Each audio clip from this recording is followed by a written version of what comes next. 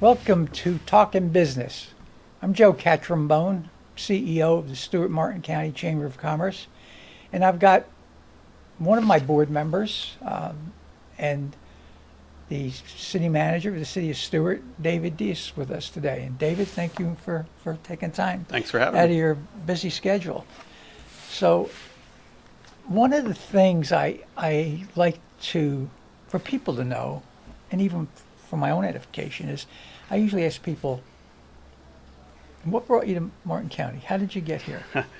So I've been here all my life. So I was born in Pahokee, but before I was a year old, my family moved into the city of Stuart off of Cantor Highway, and I've been here ever since. Okay, so you went to school here. I went to and all school that here. years. 53 years I've been here. Yeah, that's good. Yeah. And you were I guess you were a police officer. Yes. Then you became police chief, Yes. and then city manager. Is that a dynamic you've seen happen before elsewhere? It does happen. It was kind of interesting because the year that it happened for me, it happened for I think 3 others down in Palm Beach County. Really? So yeah, it was kind of an anomaly that so many law enforcement officers switched over to the management, either the head manager or the assistant manager within that same year. And so it does happen. Like, I mean, recently down in Boynton, they've selected a fire chief. So there is some public safety transfer over into this position. Well, I mean, as a police chief, it's a management job. You're Yeah. off the street anymore. You're still carrying a gun, but you're not out there shooting, playing cops and robbers Right. anymore. So it's obviously an administrative job. So the administrative skills are there. It's just a different product, so to speak. Yeah. You're not dealing with crime. Now you're dealing with employees Yeah, and yeah. residents. Well, and when you switch over to this job, there's a lot additional job disciplines that come along with it. And so as a police chief, you know a lot of those disciplines, like the budgeting cycles and how budgets work, because you're doing that in that administrative job. But once you switch over to the city management position, new stuff comes in, like development process and water and sewer, and so those are different disciplines that you have to pick up and learn. You don't have to be an expert. That's what you have your department directors in, that you surely need to know what you're talking about, or at least be a fast enough learner to come up to speed to know what you're talking about. And one of the things that in the law enforcement side that helps with that is a lot of stuff you're doing is putting out fires in the city manager's position. And so you're managing different crises. And so that experience coming over from that law enforcement side helps with being able to do that.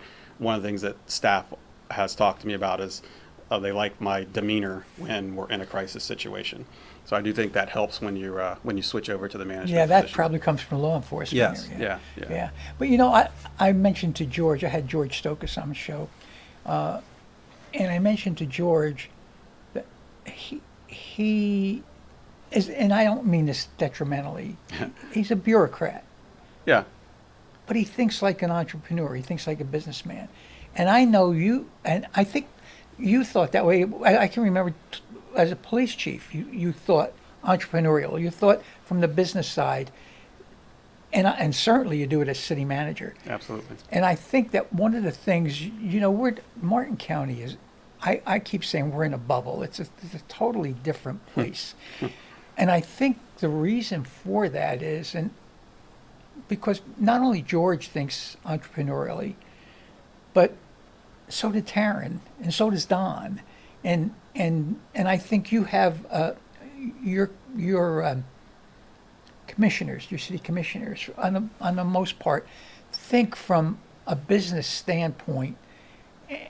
Even though a lot of people don't think that, I do. Yeah. And I think that's why we're so special. I think that's why, last year was one of our best years. We're having another great year this year. 2019, we didn't go out of business. We didn't have to lay off staff and shut our doors.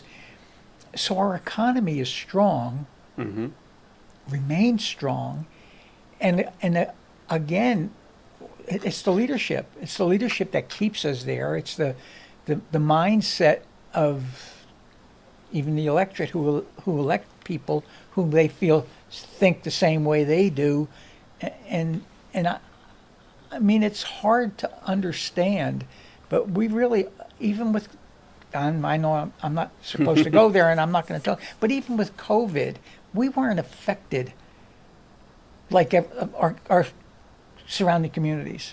Right. Maybe the Lord looks over us and keeps a good close eye on us. But it's phenomenal to me because as you know, I talk to a lot of other chamber execs from other areas and go to meetings with other chamber execs, and they look at me like they think maybe they don't say it, but they look at me like say, come on, you know, I mean, we just are, we stay above the fray, whatever it may be, and I don't know why, and I'm happy for it. A lot of it, obviously, again, is the leadership. Well, I'll tell you that. I mean, for me, anyways, and I'm sure it's this way with the other government officials. I mean, staying focused and with the businesses and the entrepreneurship side helps offset our economy for our residential side. And in Stuart, we're very fortunate to have a great mix between that two. So when we hit the recession back in, what was it, '08 or whatever it was, we had a good mix of that residential and the business side that helped carry the residential side through that downturn. And when COVID came, we didn't fall deep like some of our other surrounding communities did, but some of our entrepreneurs, especially our restaurant industry, they felt it. And so for the local government to pivot and say, okay, we need to do something. Let's do outside dining. Let's do to try to help bring that stuff in. That's important. We got to be able to work with them. And that's part of the planning and the leadership. Yeah. So what do you see? I know you don't have a crystal ball, but you have a pretty good grasp on things. And so what do you see let's talk just about Stuart, not Martin County. What do you see in the next 10 years as far as development, the economy especially, because that's what we're interested in. We're a chamber of commerce. We support business, and that's all about economy. So what do you see? What is your take on it? What do you think? So I think for as far as I'll hit the business thing, but on the residential side, with our small property sizes that we have, the multifamily seems to be the attraction for people within the city, for developers and so forth. And we look at those multifamilies more as I know they're residential and people are paying rent there, but they're also commercial. They're not homestead exempted properties. They are a single entity that pays a single tax bill, and I operate as a business sort of a situation. And so we have a good amount of that being built right now in development. And I see us looking in the future over the next 10 years at trying to bring in small industrial, similar to what we have with like Hog Technologies. It's a great manufacturing component, but it's not a large. It doesn't take a large footprint. When you're talking about the Amazons and stuff, they take large footprints. Oh yeah. And so this is a nice, good, profitable manufacturing company that's within the city of Stuart, and we want to try to get some more of that within the city. The retail shopping market, it's completely changed. The face of that has changed now. And so we're trying to look at ways to repurpose some of that old retail strip plaza stuff. And we've actually tried recently with one, and the owner of that property was not looking to do the same thing that we had suggested. So it could sit there empty for a while, until they realize, okay, we need to shift or pivot, because I just don't know that that's going to be coming in the future as far as like local shops. Now, I do think like the downtowns will stay strong because they have a niche, that people want. They're not formulary retail. They're not, the Walmarts or whatever. So people like to go to those and find special types of gifts and stuff. So I think those will stay strong. I think our downtown will actually expand probably a block or two to help bring more people into downtown and more of those types of shops over the next 10 years. What a great success story. I mean, our downtown is second to none. I don't care where you go. It really, yes. It really is. I'll share this with you.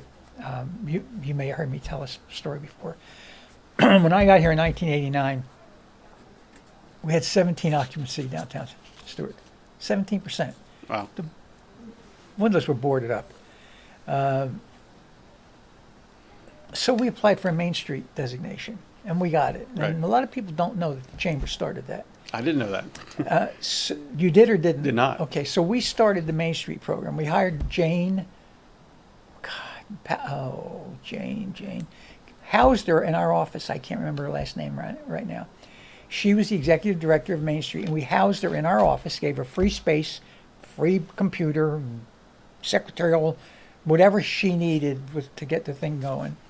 And that's how Main Street started. And then, of course, it got a life of its own. And Right. you moved out, and Main Street got its own office and own board and everything else. But that's how that whole thing started. Interesting. So, yeah, to look at it now, and I'm amazed every time. I love it. Every time I go down there, it just amazes me that it's so vibrant. There's always people there. I don't care what time of the day or night or weather, there's people, Yeah. you know. So, You know, it's another success on that with the downtown. Sundays, no stores were even open. Even after downtown grew, Sundays no one was coming there, and we partnered with TC Palm at the time, Stuart News, who sponsored that Rock and Riverwalk series. Yeah, back then. I remember. And now Yeah. you come down there on a Sunday, Oh, my you're God. crazy if your store's closed. yeah, and you know, of course, one of the demises of downtowns all through the country were malls, Yeah. because everyone had a little shop in downtown Stuart, decided they needed to go to the mall, and that was the demise, obviously, the downtowns. Now they don't know what to do with malls, Right, You know. right. So let me, if you can share with me, because you perked my interest. What can we do with these strip malls that are empty, 50% vacant? What you said you had an idea for someone, and the owner wasn't interested. Right. Could you share that? What it might be? So it was a residential conversion. Oh, really? Yeah, so it was a strip plaza residential conversion, keeping the same, not tearing it down, but and this has been done in other areas around the country, but converting to like an interior model residential, single-story residential deal, and they weren't interested in it, and I get it. A rental, or would be that's like a condo? You could do unit? condo or rental, or- either of the two. But a lot of people, who are in that commercial atmosphere don't want to switch to residential. They don't It's want to give difficult. up the commercial Right. zoning. Is that what it is? I don't know that it's a commercial zoning, because we could do a split. We could do because our commercial zoning allows a certain amount of residential in it. So they didn't necessarily lose their commercial zoning aspect of it. It's just when a lot of people are either in the commercial business or in the residential business Yeah, when they're renting. it They don't doesn't like to usually mix, they right. don't like to go one way or the other. But there's that opportunity, and then there's other opportunity with some small frame manufacturing in that in those type of structures as well. And and there's a medical use right now kind of is gobbled up, and so if they've left those areas from medical that were already there, then those areas are already set up as like office spaces, so they're trying to attract more office space. And again, with remote work and everything, Yeah, we don't see that there's building. there's not really a demand like there Yeah. used to be. So is it, you could go from commercial to a manufacturing zoning change? Is that a big issue? Is that, Well, it would take a future land use change for that, because you can't do the manufacturing industrial mix with the commercial. So if it's an entire plaza, yes, we could make that happen. But if So, it's but a it can't split be plaza, mixed. yeah, we'd have to. That wouldn't work within our current code. But we would certainly entertain something along those sorts. We're trying to figure out any way we can to make those plazas stay relevant. yeah. So do you have any idea, do you have an idea of how much vacant space we have right now? Retail or commercial? Not off the top of my head. I don't. I mean, Is it a big number, you think? I mean, is it 50%? No, it's less than 50%. Yeah. Yeah, it's less than 50%. Because a lot of times, I should know, but a lot of times I have trouble distinguishing where the city ends and the county takes over. So I may be thinking of a strip mall that's in the county, and really it's in the city, or vice versa. So Right. yeah. So are the owners of these strip malls staying? Are they communicating? Are they asking for help? Or are they just what are they doing to try and? I think right now they're not to the point. We reached out to them, so I don't think right now that they're feeling the pinch yet. But much Wow. like the mall, there's some areas in the mall that stayed vacant for so long that for like Sears on the end there, they stayed vacant so long that they had to rethink or reimagine what they're doing, and so now that's going to be, I believe, like an indoor, like kind of amusement thing there at the mall. So, and that's a cooperative working relationship with the county, because that's in the county, to do something different than retail.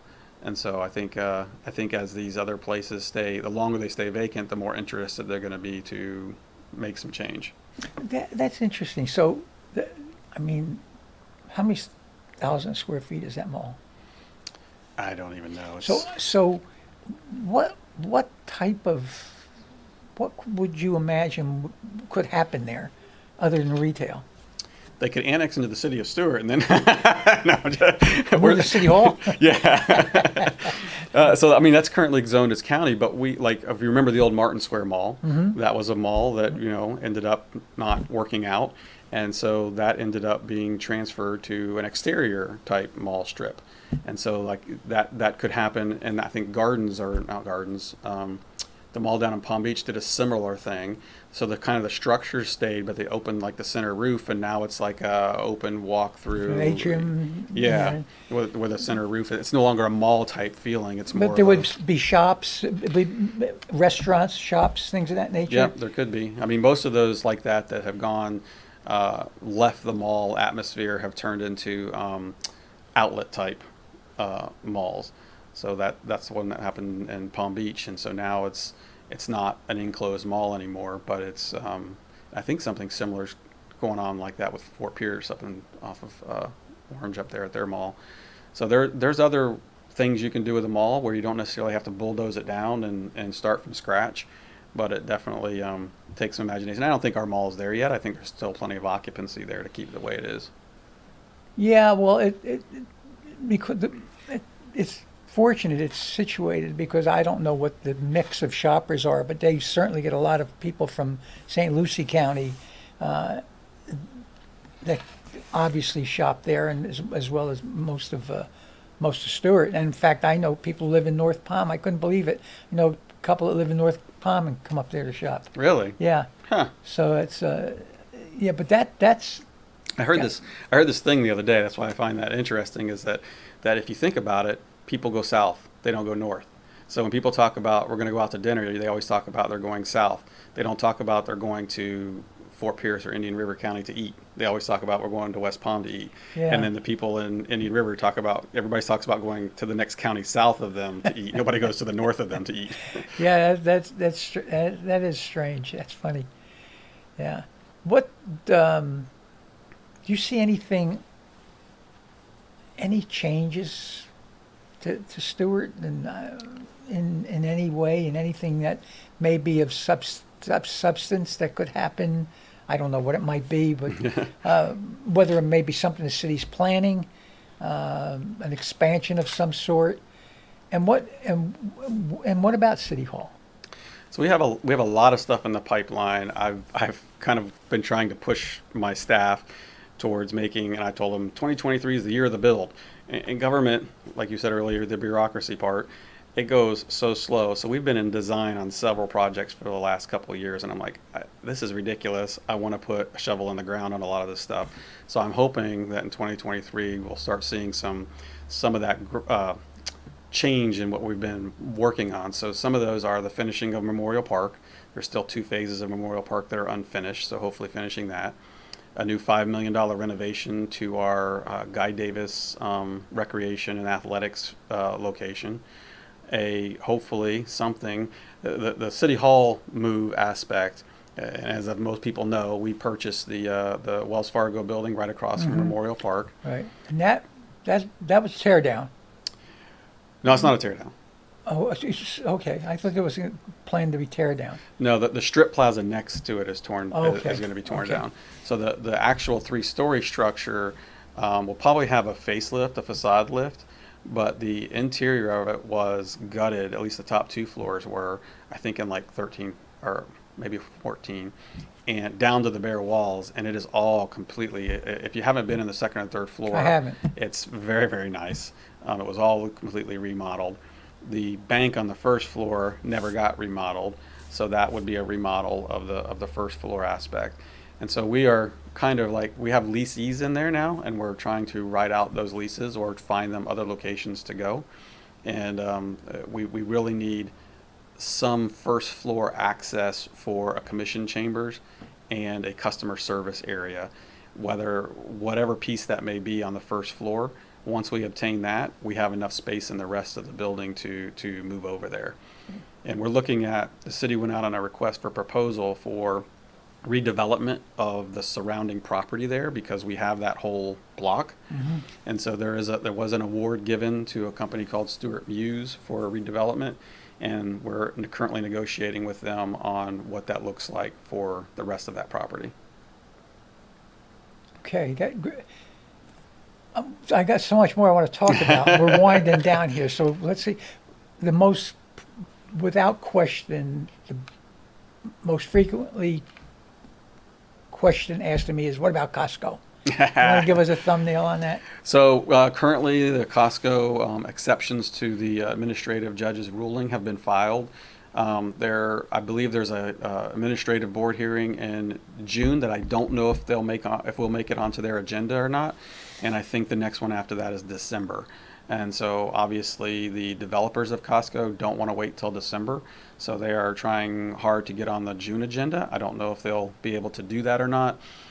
They have also discussed just bringing in another land use proposal to the commission. Oh. And if they get pushed back to December, that'll be their decision if they do that or not. We feel we have strong grounds for our exceptions to the judge's ruling. Everyone who has looked at it feels that we have strong grounds.